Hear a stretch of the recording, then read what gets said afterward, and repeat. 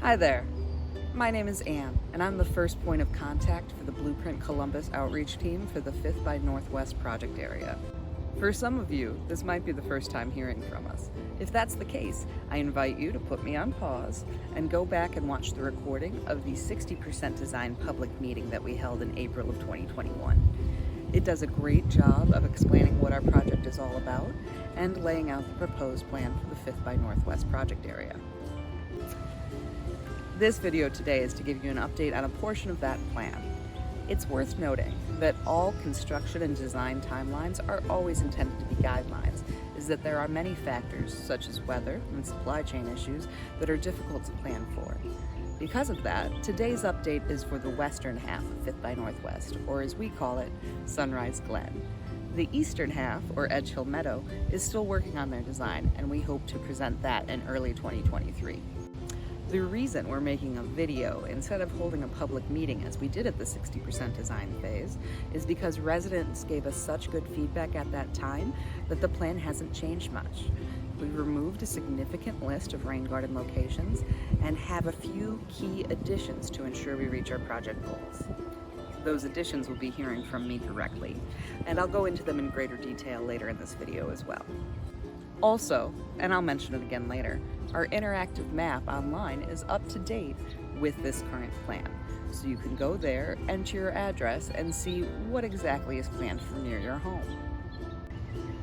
However, if you find that daunting in any way, you can always leave a message for me, Anne, on our outreach phone number, and I'll either get back to you with some answers or just make time to chat and make sure you understand everything that is proposed. Otherwise, I hope you enjoy our update.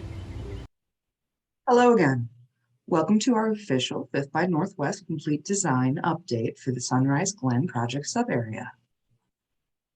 The objectives of this video are to provide a brief overview of Blueprint project for new residents, give some updates to the design plans for residents that have been following our progress, and talk a bit about what happens next.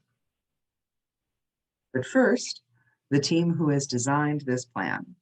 We have City Project Manager Nick Dominic, John Schwartzbaugh, and Michael Spielberg, who are each very well-informed engineers who have been very helpful to me in understanding the plan so that I can do my best to explain it to you. So about Blueprint Columbus. In 2002, the EPA issued a mandate that we must reduce the number of SSOs that were occurring in Columbus. The Blueprint plan was approved in 2015, and to achieve this goal, we're implementing green infrastructure and some private property work to keep stormwater out of the sanitary sewers. This video is to share that Blueprint has a complete design for the green infrastructure for the 5th by Northwest Sunrise Glen project subarea. Well, what's an SSO, you may ask? SSO stands for a sanitary sewer overflow. So what you need to know is that Columbus has separate sewers in a large portion of our neighborhoods.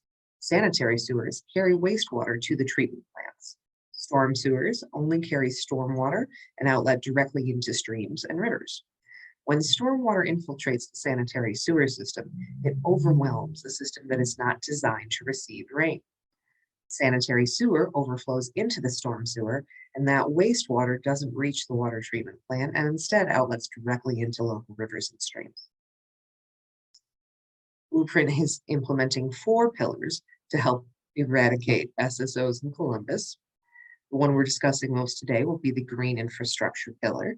We also are offering sub pumps, and that is a free program. So if you do not already have a sub pump and you fall into a Blueprint neighborhood, please do visit blueprintneighborhoods.com and sign up for an inspection.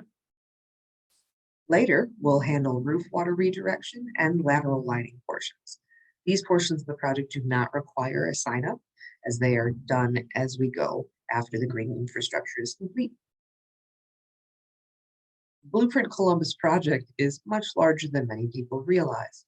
We're covering 18,404 acres of Columbus with 21 project areas throughout. Down here is what we're dealing with today in the 5th by Northwest area. More specifically, we're dealing with the western half, which we refer to as Sunrise Glen. The eastern half, or Edge Hill Meadow, is on schedule to have their design presented in early 2023. So far, the road between us, outreach, and residents of Fifth by Northwest has included a 30% design public meeting held in 2018. And at that event, designers presented potential locations for green infrastructure with the intention to receive resident feedback for things we can't tell on a map. In April of 2021, we presented the 60% design.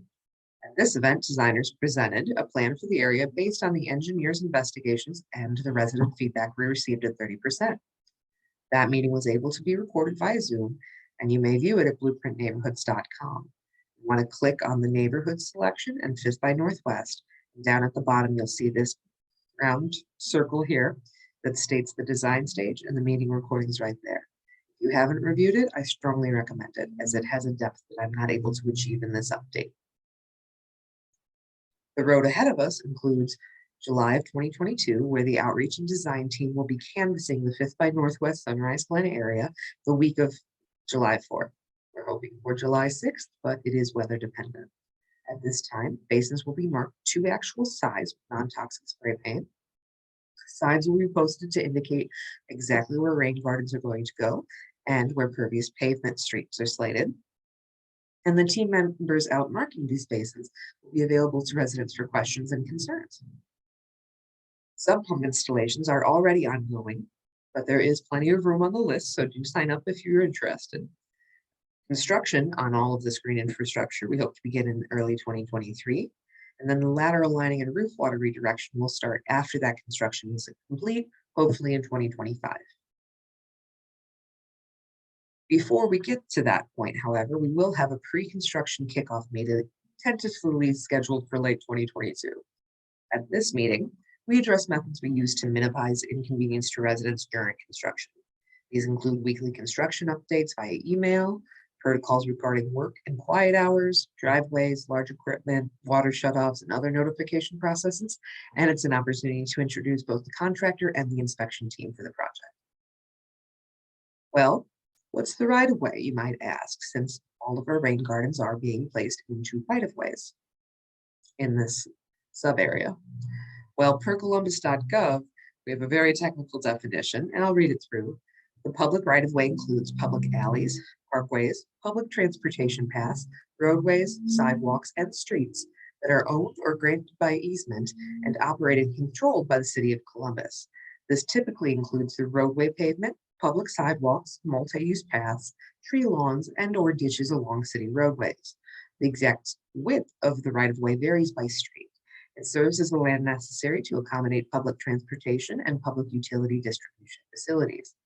In areas where there are sidewalks, it's quite easy to determine the space between the sidewalk and the road is almost certainly what we are referring to as the right-of-way. In areas without, it's a little harder to determine, and that's part of why we're going to come out and mark those basins so you know exactly how far it will stretch. Well, so what is a rain garden? Rain gardens are connected to the city's storm sewer system, similar to a curb inlet or a manhole. Just like other components of the sewer system, the maintenance and upkeep of the rain gardens will be completed by employees or contractors of the city. Residents are still responsible for maintenance of the right-of-way outside of the rain garden edging, which includes mowing and raking. So this is a representation of a rain garden. So how they're built is we dig out a basin and we refill it with stone and biosolic levels that filter the water as it goes through. Then sometimes you may have seen a private property rain garden that is designed to slow down water and prevent yard flooding. Ours are unique in that they are attached to the city sewer right underneath and is able to outlet that water directly to rivers and streams. This here is a rendering of a specific location in Fifth by Northwest and what the rain garden in that location may look like when we are complete. So you'll see over here, this is to represent stone. So the water enters here, is slowed down by the stone, which also catches debris such as litter or animal waste. And then it inlets into this section where we use only native plants to collect and slow down that water as it travels through the different layers into the storm sewer. Another such example of what we might see is here, another rendering that John and Michael put together for us.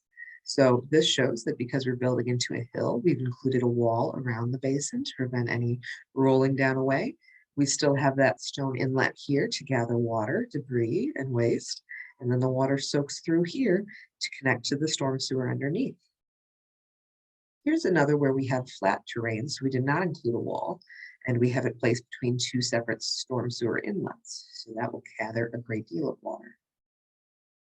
Here is another behind the curb. So you can see we had the wall because there's a bit of a slope there, and we have just this tiny little area left to mow, but it does allow to be able to be stepped out of to help mitigate any parking loss. And again, the water enters here and flows here into the native plants. Well, what about pervious pavers, you might ask?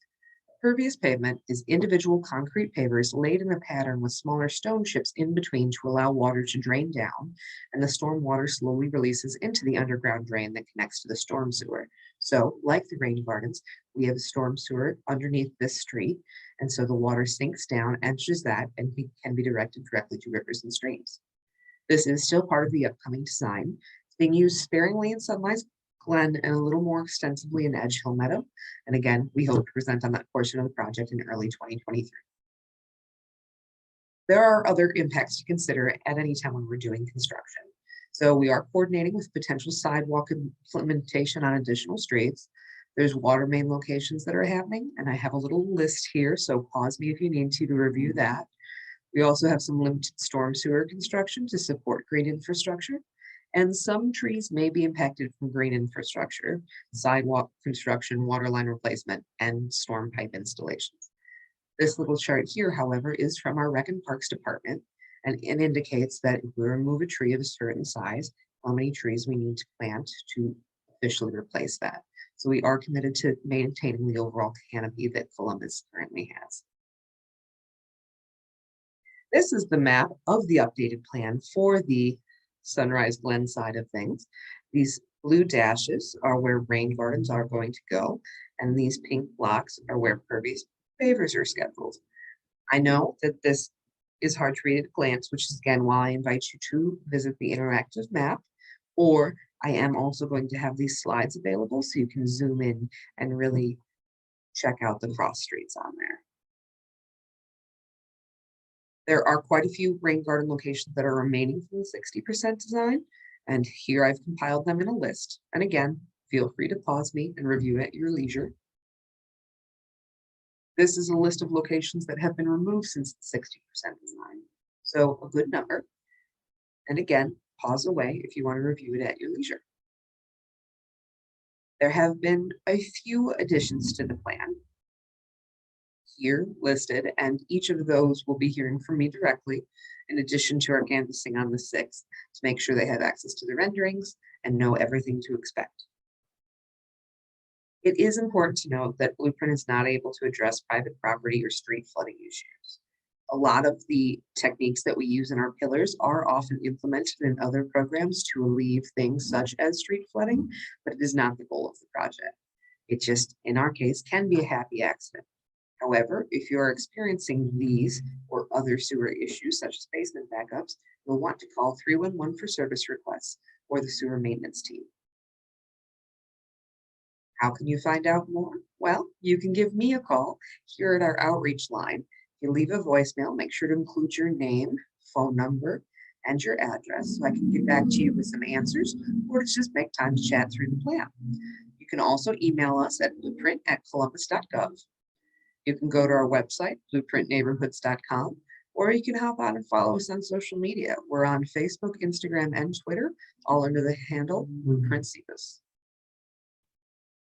And watch for us when we hope to be out on July 6th. We're marking and signing the area, and we'd love to chat with any questions you may have. So don't be afraid to say hi. Otherwise, I look forward to hearing from all of you, and I hope you're having a wonderful summer.